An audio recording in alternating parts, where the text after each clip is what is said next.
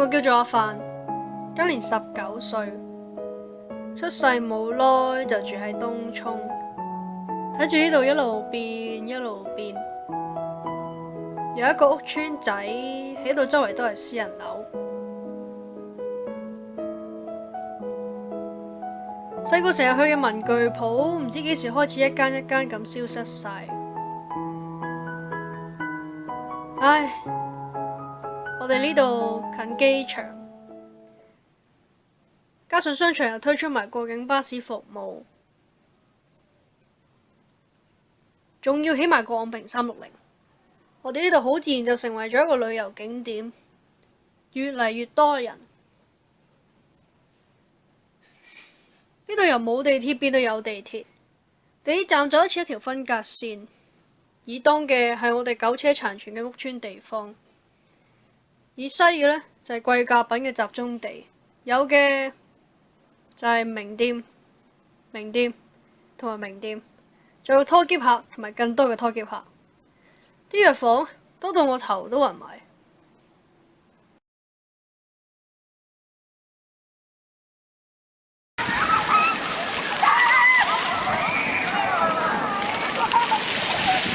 試一試啦！我要燒我啦！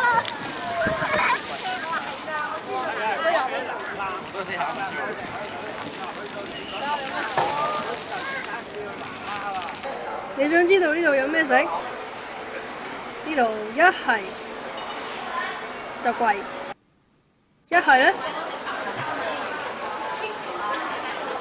多人多到嚇死人，再唔係就好似呢間嘢咁樣，又貴又多人。係嘅，呢度係幾多嘢食嘅，不過就係又貴又多人。就算你都食麥當勞啊，都多人到爆。你話仲點食啊？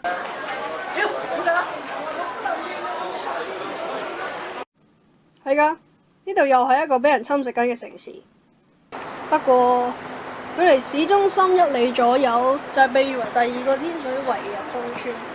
呢個勁，我覺得仲有少少屋村味、少少人情味嘅地方。唔講咁多啦，就係講個街市。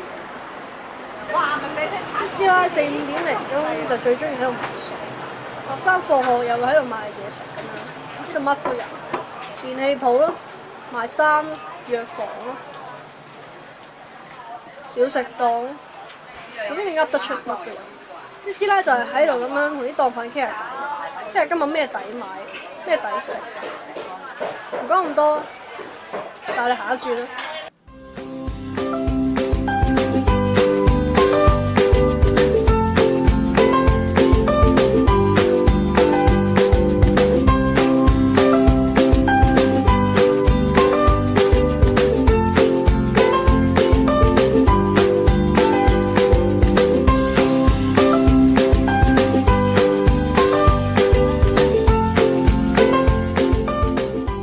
開心嘅其實就喺夜晚，一車車嘅小販就出嚟開檔，任你買碗魚肉翅啊、糖水、串燒、餃子都唔使30蚊，熟咗佢仲會醒多你幾嚿芒果啊、腸仔、魚肉咁樣。